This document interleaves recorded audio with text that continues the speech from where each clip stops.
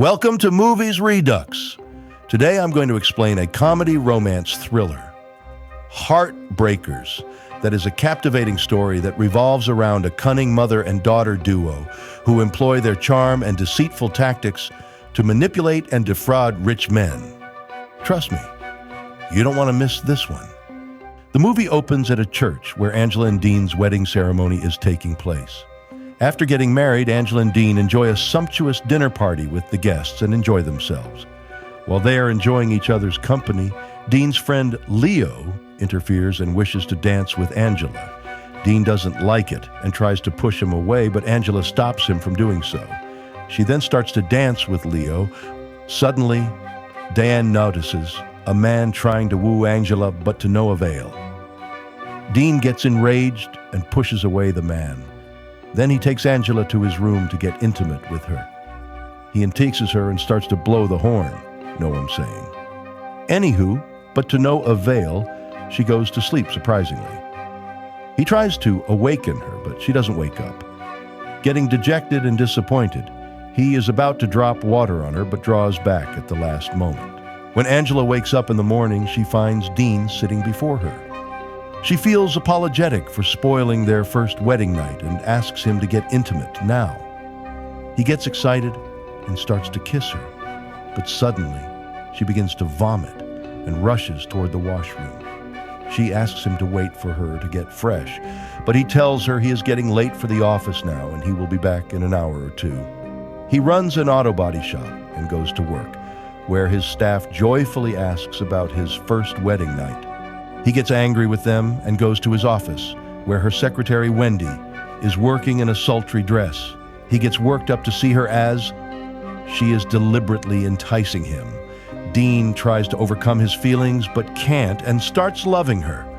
She also gets whooped and goes on to get intimate with each other. Suddenly the door opens and Angela enters and is shocked to see them in such a state.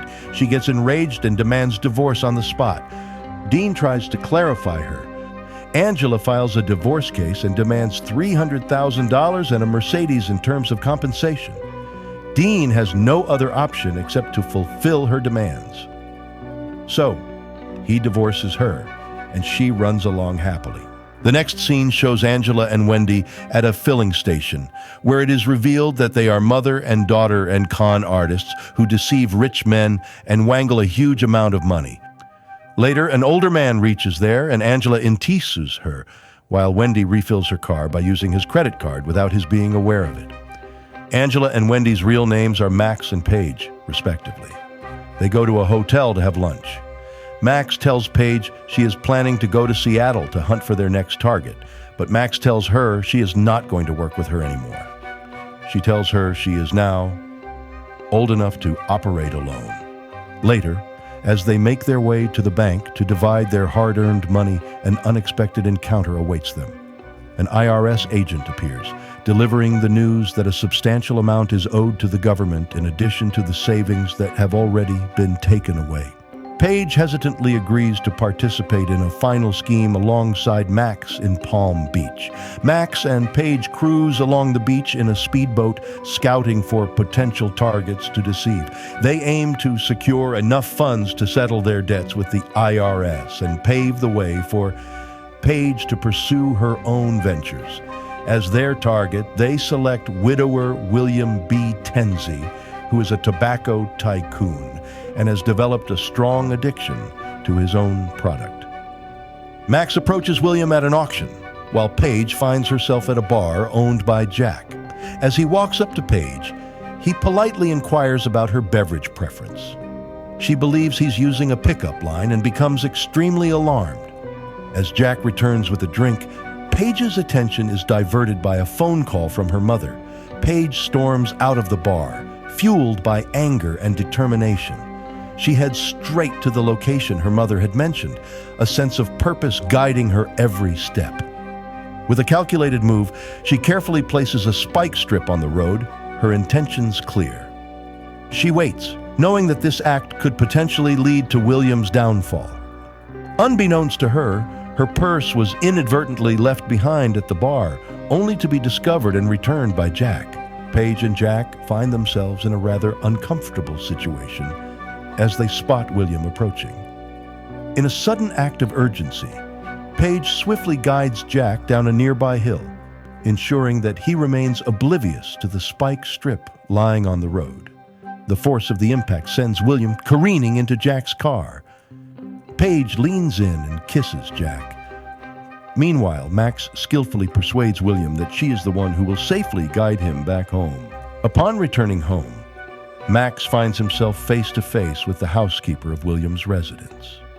As fate would have it, the cunning housekeeper has caught wind of Max's scheme.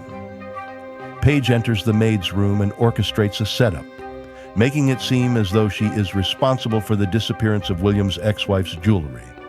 In a surprising turn of events, the maid finds herself behind bars, leaving a vacancy in the household staff. Stepping up to fill the void is none other than Paige, who assumes the role of the new housekeeper. While deceiving William with her mother, Paige decides to try a sidecon without her mother's awareness.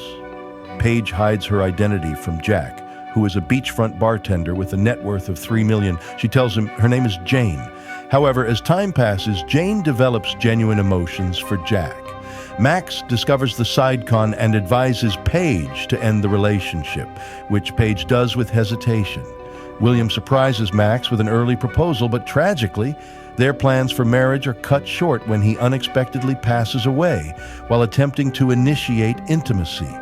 Dean unexpectedly shows up as Max and Paige contemplate their next move regarding the body. He manages to locate Max and arrives to apologize and propose to her again. Dean discovers that Max and Paige have deceived him and warns them that he will involve the authorities. Max proposes a deal to Dean, suggesting that he could reimburse him for the divorce settlement funds if Dean assists them in orchestrating Tensi's demise to appear as an unfortunate accident. Max reveals to Paige that the IRS did not actually confiscate their money.